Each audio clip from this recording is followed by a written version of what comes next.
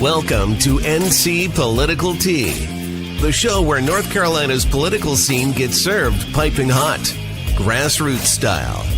We're here to shake up the status quo with unapologetically conservative takes and a whole lot of Southern charm. From the halls of Congress to under the dome, we're exposing the deals, the drama, and the dirt that the mainstream media won't touch. Who's fighting for your freedom? Who's selling out to the woke mob? And who's about to get roasted? No fluff, no filters, and absolutely no time for spineless politics. Just bold Republican commentary, sharp analysis, and enough sass to make the left squirm.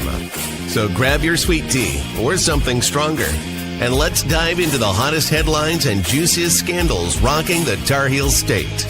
This is NC Political Tea, where the truth always gets served.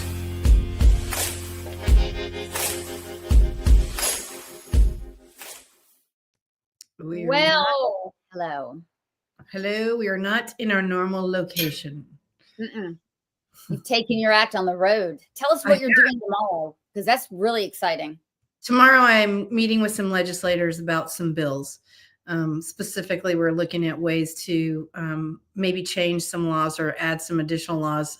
One that North Carolina does not have is anti-SLAPP. And one of the reasons why we're really looking at what does that mean? Anti-SLAPP means the ability to stop someone from trying to sue you just to cause you monetary harm. So there's not really a lawsuit there.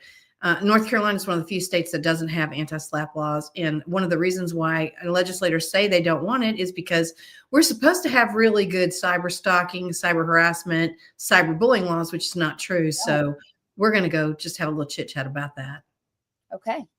So you're in Raleigh, and tomorrow I'm in Raleigh. Tomorrow you're in Raleigh, and we are doing some traveling, which we're going to talk about this weekend. But first, I mean, the news that's everywhere. If you live in North Carolina, it's everywhere. The national news is also everywhere. And it's congressional maps. And so let me get to a good one. So we have congressional maps. We talked about it a little bit on the show last week. This is part of a national plan. In fact, let me play the video, because I told you we'd play the video and I didn't play it. So you must have been just a little surprised when we did our intro. It's okay. We're winging it tonight. Listen, I'm on the road.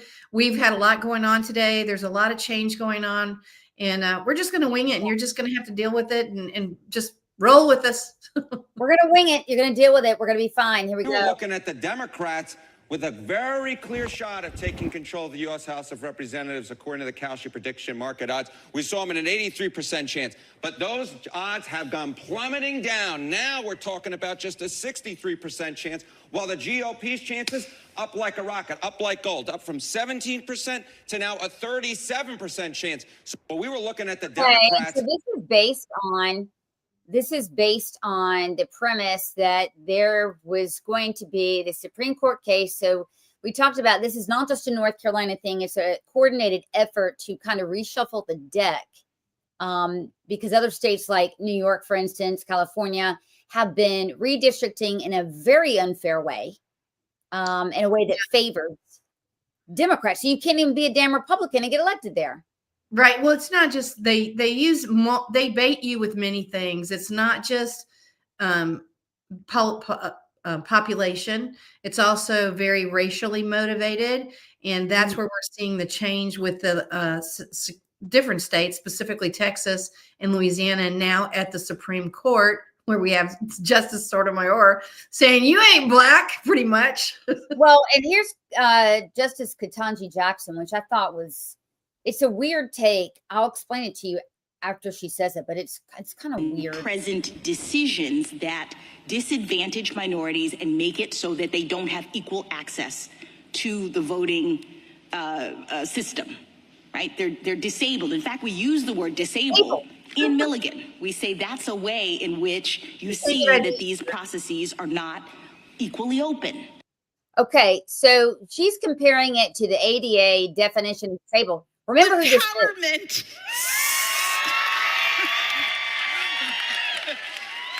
Yeah. Sick. I like it too. I think what I I like about it is that I am having a very strongly negative reaction to it. I am too, because that was such a bullshit argument and offensive. Well, see, here's the thing that you're really seeing. They're really trying to figure out how to say they're too poor and dumb to get their driver's license in voting speak. That's what they're doing. They're equating it that way. They're saying they don't have access. How do they not have access? How do they not have access if they already have a voting capability? How do they not have access? I think what this is really about, without saying the quiet part out loud, is electoral votes. Let's be honest. It's all about the electoral college, how many representatives you have in a state. But more than that, it's creating and carving out districts that get their candidates elected. And the left has done it for years and decades, really. And so now in North Carolina in particular, we come to this map. So in other words, this is a coordinated campaign for the GOP on the national level. Fine. Okay. Here's what's going on here. So when we look at the bottom here, we have District 1 and District 3. At the top, it's District 1 is purple, and at the bottom, it's light pink, but it's on the very far upside toward Virginia and on the coast, so people understand. And and then I think the contingent one that you want to speak to is District 3, which is below it in what we would call below. Yeah. Okay, so see the top up here? Let's see if I can get a better one. Okay, here we go. So now this is going to be made, it looks to me like a pretty massive district in terms of geography. You have to remember, in these counties, you guys, it's rural, right? So it's not like it's packed with people, actually. So explain this. Well, it is rural, but there's a couple things going on here. First of all, there's a large Black demographic at the very top of the purple area in Bertie County and places like that. So the first thing we know is going to happen is the Democrats are going to say you're diluting the Black vote, which votes don't have a color, but okay, they contend that they do. They made that argument today, and the Solicitor General did a great job for the DOJ because they're coming in on this, and they were saying, look, you're assuming that all these votes Democrat votes are going to be they're going to be Black, and that's not true. So here's Harmeet Dillon. She was interviewed today. I thought this summed it up along the lines of what you're talking about. Very well articulated, and you co-wrote the Justice Department's amicus brief on the case. Are you optimistic the judges will rule in favor that this is illegal?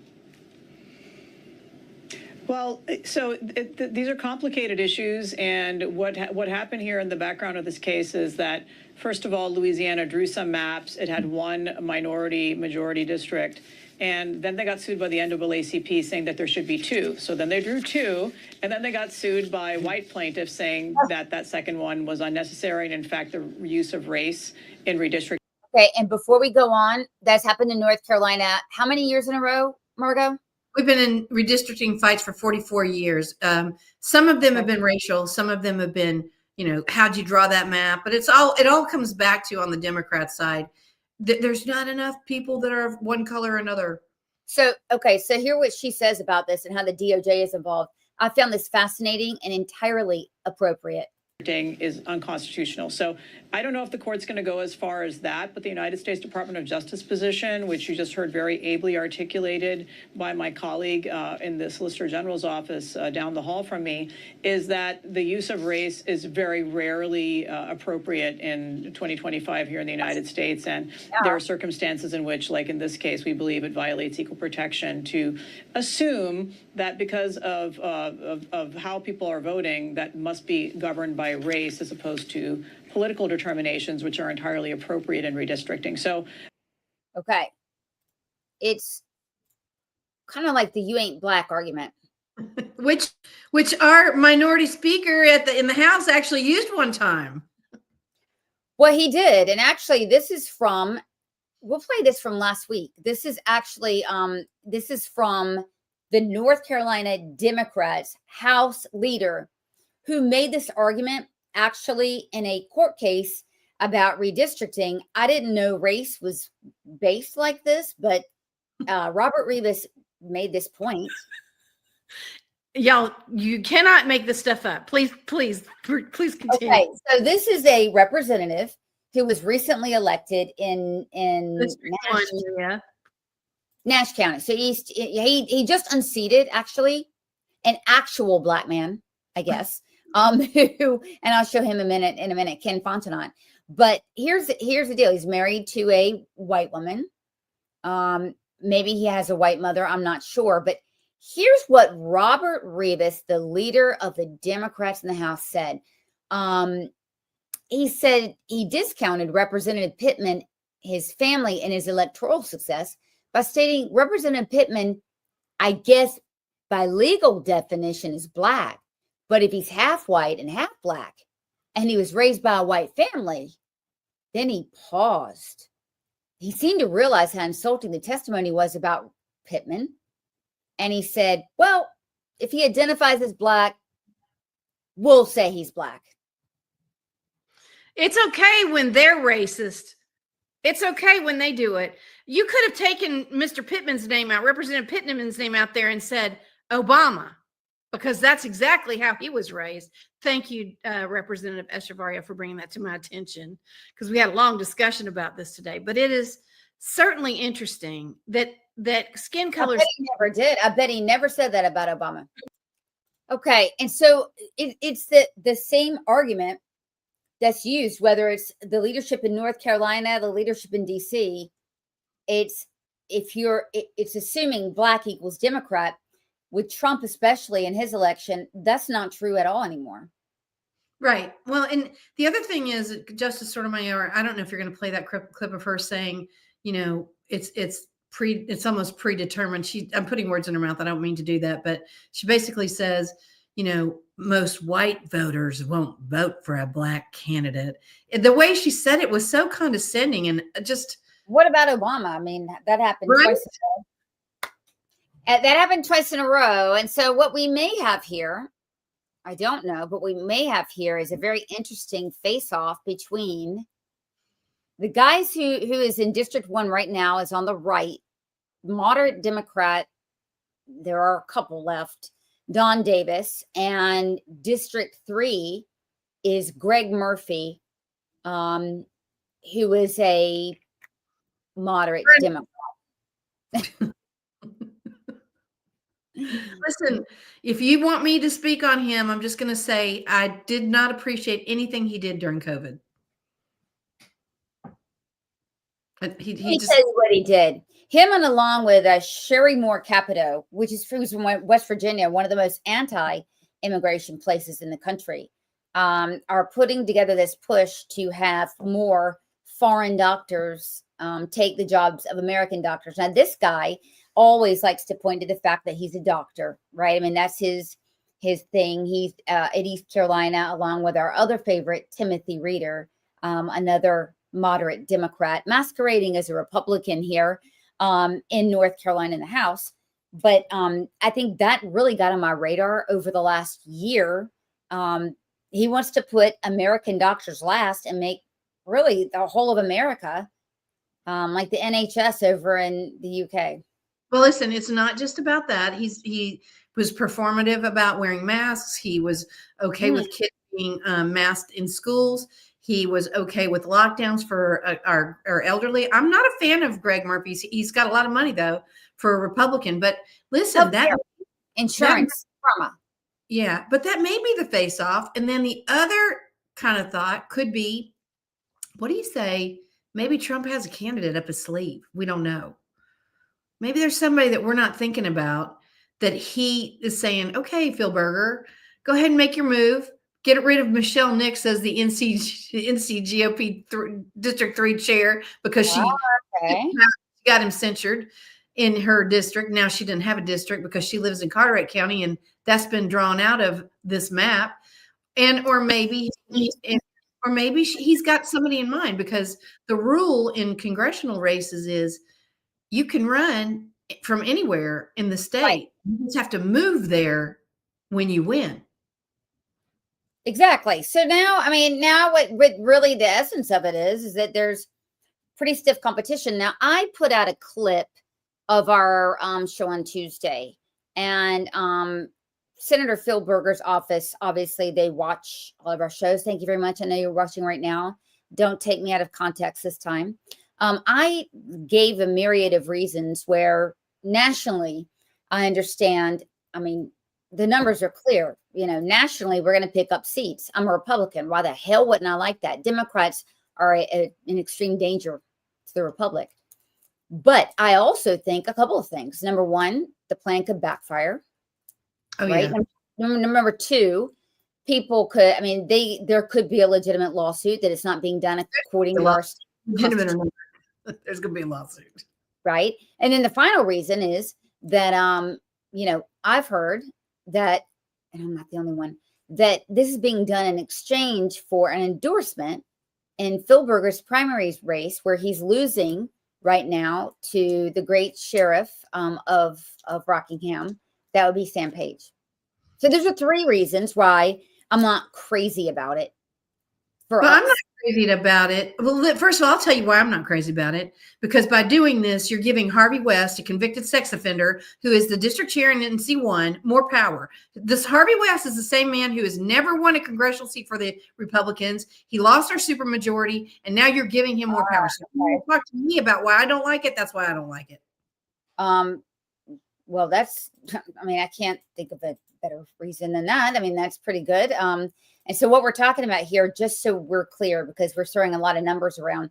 So right now you see that bottom map in District 1, Harvey West, guy you're just talking about, he is the GOP leader. And in District 3 right there, right, it's someone, go ahead. He's the district chair. Of 1. Yes. Of 1. So of 3, it's Michelle Nix. So Correct. This bottom map right here, Michelle Nix, a woman who, of dubious background herself, but anyway, she made a motion and censured Phil Berger as being supportive of Democrats. The man is the leader in North Carolina, really the highest ranking Republican. The man supports Democrats in elected elections. The man's staff has spent the better part of 5 years aggressively sliming the people of North Carolina, online and otherwise, besmirching their character, going after them, as they did today. If you look on my X feed, all personal attacks. They think we're dumb. They think we're idiots, and they belittle us. So you've got a man, Phil Berger, right, who is a Democrat, who is leading the Republicans. He was censured. And now is he playing games to get Trump's endorsement? I don't know. It seems reasonable to believe, because the man needs some help. He's going to lose the race. I mean, listen, I just want to say, what a compliment, Mr. Berger, for Senator Berger, to have whoever runs your X account reach out to look for me and try to trip me up because I brought up the fact that this entire thing was happening. I would have thought you're special. Thank God I'm not the type to release text messages. So I digress. Anyway, moving on. So this is, kind of how it's going to play. It's a big deal though, because what this is, this is aligning North Carolina with the rest of the Republican states by saying, we're all in, we're going to go ahead and redistrict. We're going to do it now. Now, listen, they have every intention of doing it in 2030 anyway, but we know that the maps that were done previously were done by Biden math, and we're heading into 2026. So it is prime time to get ready. It's going to be hard for them to say, oh, you can't do that. It's not close enough. How close do you have to be to 2030? And who's going to stop them? My question is, if we can get this done, why can't we get constitutional carry done? Well, exactly. And that's why I'm inclined to believe that it could be a quid pro quo, which again, I don't support. I don't either. Although I do like the politics involved. I think it was listen, I'm all for a good get somebody back vendetta like this. I mean, Michelle Nix, who is not the kindest person I've ever met, she kind of is getting what she deserves. And I kind of I'm not sad about it. Yeah. So, but that's inside baseball, but we're going to speak it. Okay. So when we look at and we've been talking about crime for a long time. This terrible policy, the Racial Equity Task Force, that, by the way, Jeff Jackson makes sure, he's our AG here in North Carolina, to put up a statement saying this is no longer in effect because it's such a dumpster fire that's getting people killed. So the reason why they're soft on crime policies, obviously Democrats, but it is a top-down thing. So we just published over the last 10 days a 3-part series going into Roy Cooper's failed equity experiment. We're going to go over that, the cost of his air quote compassion. And, you know, the man has a body count that's higher than a lot of Democrats, even including Chicago. Yeah, I think one thing, first of all, I was very impressed with your Substack about this entire episode, whatever scenario. But I tell you what's really important to me. It's one thing to do it on Substack. It's another for us to articulate the message that people can look at and understand why Roy Cooper's such a monster. He really is. And what people don't understand is it's not just Roy Cooper. He's got a whole entourage that backs him up. And I think that that's what we need to talk about, because we're getting into judicial races. We got a governor that backs him. Well, let's talk about this is the most radical crew that was on the task force. Tell us about who is front and center in that, please. Oh, that's Anita Earls. Let me just say, Anita Earls is probably the most radical Supreme Court justice we've ever had. I think her new colleagues, Ms. Riggs, is just as bad. But this woman, if you go read just the summary page, the executive summary of that briefing that you just put up, it is so cluttered, full of all the buzzwords. Let's take a look. This, by the way, this is the stuff that's getting people killed. So let me just tell you the agenda. Look at the words here. Y'all are going to recognize these buzzwords, okay? So this agenda was to end bail, empty jails, and treat violence as a public health crisis. And this reimagined city, it's blood on the streets is exactly what it is. Well, what was interesting, I don't know if you have it in this part, but I'll just context before we get to that is the paragraph before you start reimagining and manifesting and all that stuff. We go all the way back to slavery and segregation and talk about how we have been unequal in our justice. And it's time for us to change that. I'm sorry. It's time to empty the jails because, well, damn it, slavery. That's literally the thesis it's built on now. It literally says that. It literally says that. Now, look, to be sure, this is done in 2020 when everybody was trying to ass kiss Black Lives Matter. But these two guys, our current governor and the guy who's running for Senate, these are the architects of the destruction of lives. They're the architects of all listen, what we're watching every day unfold in Charlotte is becoming mainstream news when we see people that are walked out with no bail, or like America Doll, that lady that killed Mary Collins.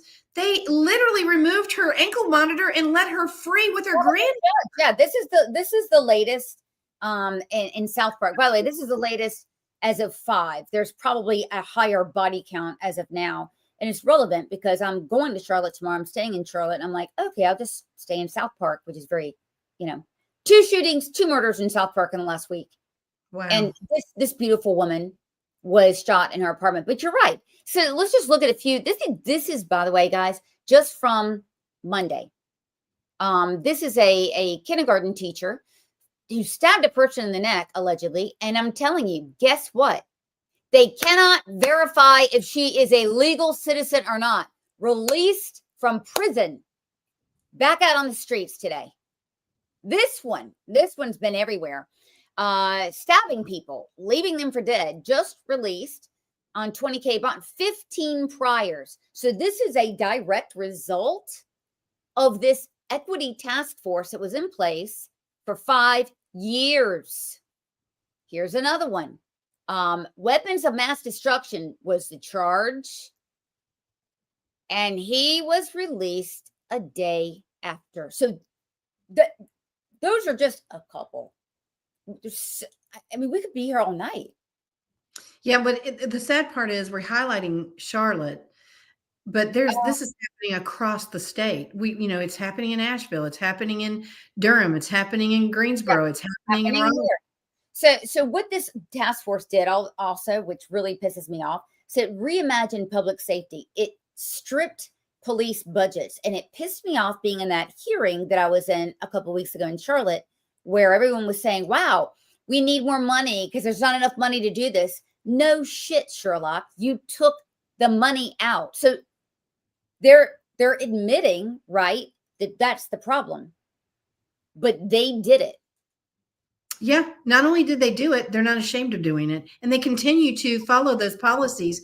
And that's what we're seeing. That's the blatant thing we're seeing now come through in the media, especially on X, is that people are highlighting Mecklenburg specifically, that has 21 out of 23 judges that are Democrats. They're still using those policies. They're not backing down, even though they've been caught. They don't care about Arena. They don't care about the Mary Collins. They don't care. They just don't care. Well, look, this task force mandated that judges focus on healing, but families of murder victims are still waiting for their healing. It's so painful to meet these families and watch them go through this, Margot, and know that these people, they're getting out of jail as a revolving door. What this reminds me of is Annette, when she came on our show and talked to us about restorative justice in high schools and how it's, you can't shame the person who did it to you. Like, this is the cycle that moves up in the system. Right. So you're looking at, someone who, well, in the home, maybe they never had their ass beat. I'm just going to tell you, because when you teach children that things are wrong, well, I mean, when you go to have to go to DEFCON 4, right? A couple of times, you only needed a couple of times with the proper structure. But I mean, that attitude, right? Because that's when we were growing up, that happened a couple of times and you just didn't want it again. So you just didn't do the stuff that brought that to begin with, right? I don't know. I'm an excellent wooden spoon dancer, occasional black belt dancer, but I just right. Do you remember having to go pick your own switch? Absolutely. And that was my grandmother was the one that did that. Let me tell you, you only want that one time. You only get one of those. I'm telling you, that hickory switch, boy. And I remember what it was for. And it was eating all the jelly beans in the middle of the night and lying about it the next day. Oh, mine was funnier. Mine was, we had a BB gun. We were out in the backyard shooting it, and we accidentally had a BB hit the mailbox and ricochet into the window where my grandmother was actually cooking. Oh. So it wasn't done on purpose, but because we almost hit her in the eye with a BB, we're going to get the switch. Yeah, definitely. Incidentally, I got shot in the arm, in the inside of my arm with a BB gun. And I have a little scar there. It was not fun, but I did learn a lesson that when someone says, move out of the line, move out of the line. That's right. Yeah. That's right. But to move on, we know that these students are not being punished. Now, we've also discussed this. The Democrats who are running the state school board, along with the Democrat far left communist, Mo Green, who's running the schools, decided that they're going to make a new policy that says students can miss as many days as they want, and it will not count towards their grade. And then, so you take that policy in schools, and then you exacerbate it with there's no criminal structure or punishment above that. So they're not going to school. They're not getting in trouble for that. And then they're going to commit crimes because they don't have to be in school. And here we are. Voila. Right. And then they also don't get any punishment. It's focused on healing. By the way, criminals think that's a joke, and I don't blame them. Well, I think that what I don't understand is here we are. It's been recognized. Jeff Jackson said, we're not following that policy. Well, what are you following? Because we're still seeing murderers every day. Well, they're still out there having press conferences that are saying mental illness is violence is a public health problem. Yeah. It's just they're talking out of both sides of their mouth and it's catching up with them. Well, out of their ass, really. But yes. True. Point taken. And so when it comes to the chicanery of Charlotte in particular, this is a very interesting story that just actually broke. So you're looking at Charlotte's social justice czar. I mean, this guy, well, he hung the moon, okay, and he's an activist, a BLMer, etc. He's once hailed as a model of redemption. He's a reformed felon who ran food drives and housing programs for the homeless. That's how he, presented himself. But now the FBI arrested him. Now this is him, along with I forgot her name, Tawana, another crook in Charlotte recently. So records showed that between 2017 and 2018, Dean's income barely topped 160K. But this year, he began making 10,000 a week. So a massive reaching fraud is what happens. And here's what he would do. It's a Medicaid fraud. So he would go, this is so cynical. He would go to homeless people because that's what he's known for. And he would say, okay, let me sign you up to Medicaid.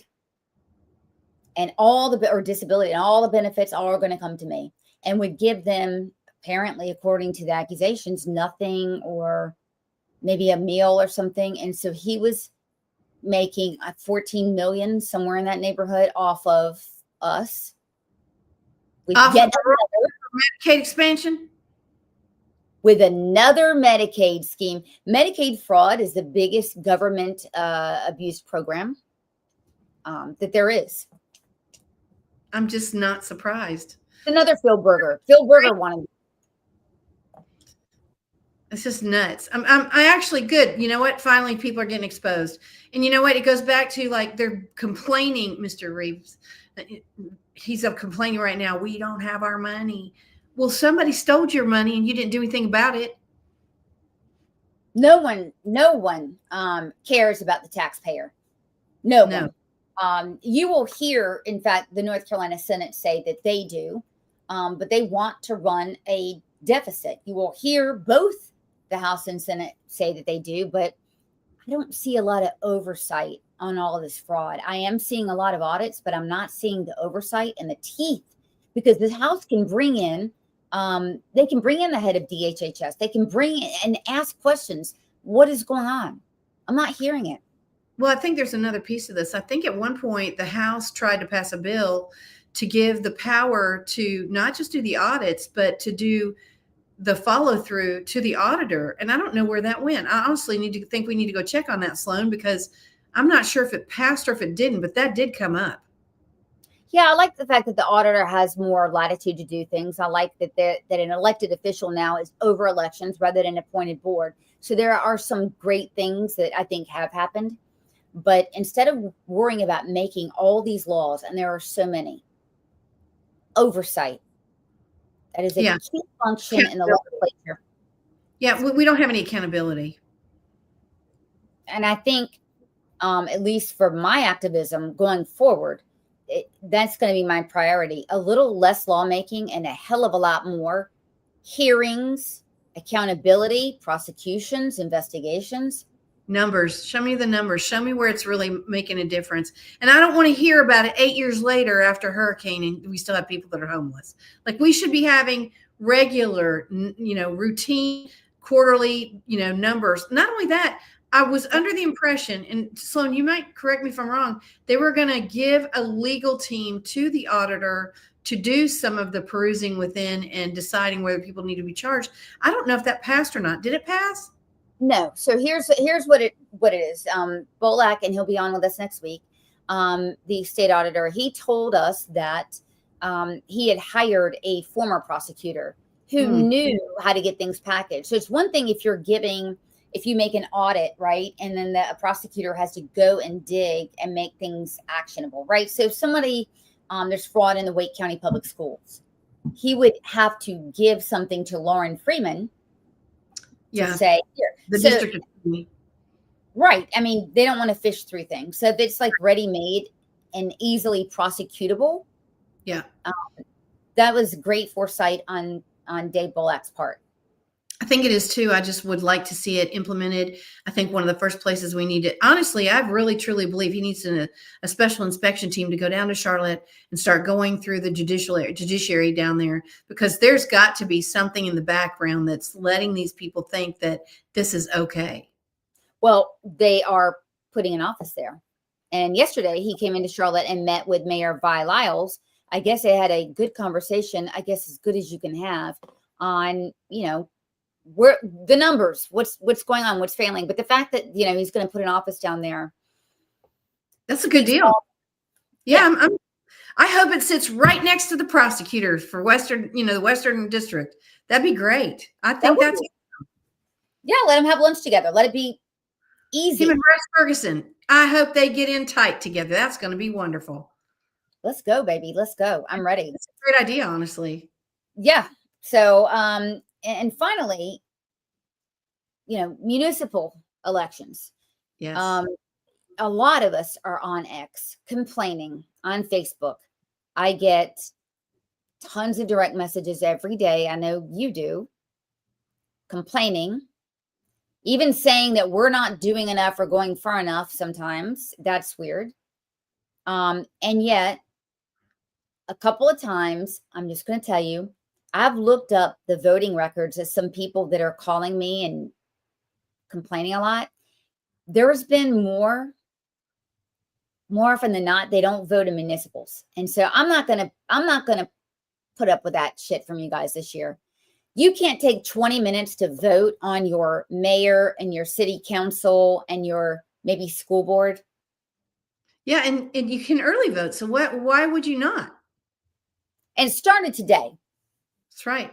Through the 1st of November, you can early vote in some municipalities. We don't have that in smaller municipalities. They don't. So make sure you check with your election board. But Charlotte, for sure, you can vote early. Charlotte, you can vote early. This was out in Cabarrus County. This is in Wake County. Some pictures coming in. I believe this is in Wake County as well. And this is in Cabarrus County. It was a nice day. Do I see that correctly? Did they bring a donut truck? That is with a sloth. So see, if they have donut trucks, like why wouldn't you be up there voting? That sounds like a great idea, actually. And we are going to be knocking on doors Saturday. So we are in Charlotte. We are not just sitting here giving commentary, doing these things. We are actually in it to win it. So we're going to be there in Charlotte. You owe me a Coke. We said it together? We did. I thought it was a punch in the arm. No? That's I'm not punching you, but I'll take a Coke if you or what. Don't break your knuckles. You don't break your knuckles on this. Right. This is reckon with those guns. Yeah, these are big guns here. But we're going to be knocking on doors and we're going to join about 100 other people. We want you there. We need you there. We've gotten your message that says, I'll be there, etc. But we need follow through. So guys, if you're within a 2-hour driving range from there, we'll give you the directions. DM us. That's one DM I will take. Stop complaining about the crime in Charlotte and get off your ass and join us for 4 hours. Just 4. You got 4 hours. Put your best walking shoes on and let's get it done. Well, let's just say for the sake of argument, you're wearing a boot, right? You fell on the stairs, you twisted your ankle, or you stepped on a Lego. You can go make phone calls. We'll let you go make some dialing for dollars. You already know we need envelope stuffers and it's fun. It's super fun. I love getting on the phone. I get that regularly. Yeah, exactly. It's gonna be a little fun. So it's gonna be me, you, Sean, Mayor Burns, who's in Monroe. We have 7 or 8 other people that we're bringing. And it's fun, it's easy, and you go with a second person. It's going to be really nice weather. So DM us, but it's in Charlotte, Mecklenburg. I don't want to see you guys talking about the murder rate in Charlotte if you're not willing to help us get people elected and go vote. That's right. Well, Salone, it's been a quick show tonight, but it's been a good show. Once again, I'm just going to say this.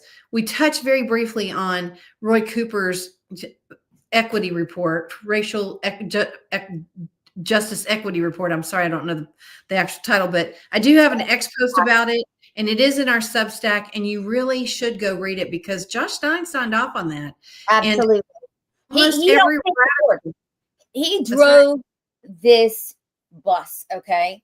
So he helped pick the members. He did this. So it ought to horrify all of you that we have a governor that claims to be a moderate and here for all people. And he gets up to the mic and he says that violent crime is a public health issue. And to remedy it, we need more counseling, etc.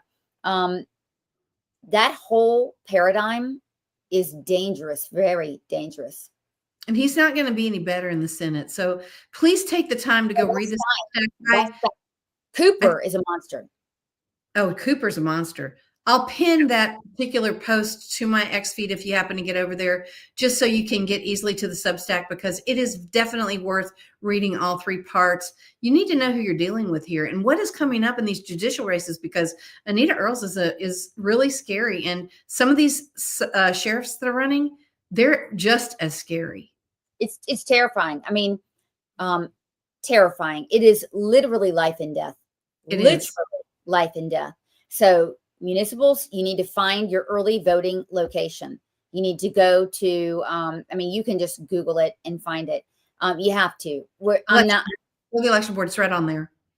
And by the way, whether or not you voted in municipals, it is public record. It sure is. Whether you voted early or not, but if you vote. I am guilting you. You are not really a grassroots person if you do not vote in municipals. True. Listen, Sloan, I'll see you on Saturday. See you on Saturday. Bye, guys. Have a wonderful weekend. Bye. That's a wrap on today's NC Political Tea. We hope you're leaving sharper, spicier, and ready to take on the political craziness in the Tar Heel State. If you loved what you heard, or even if it made you mad, don't forget to subscribe, leave a review, and share this show with your friends, family, and that one coworker who just needs the truth. Follow us on social media to stay in the loop and get your daily dose of conservative fire. And remember, here in North Carolina, the grassroots grows stronger when we stand together.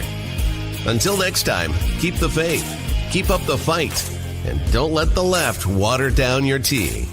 This is NC Political Tea, where we spill it like it is.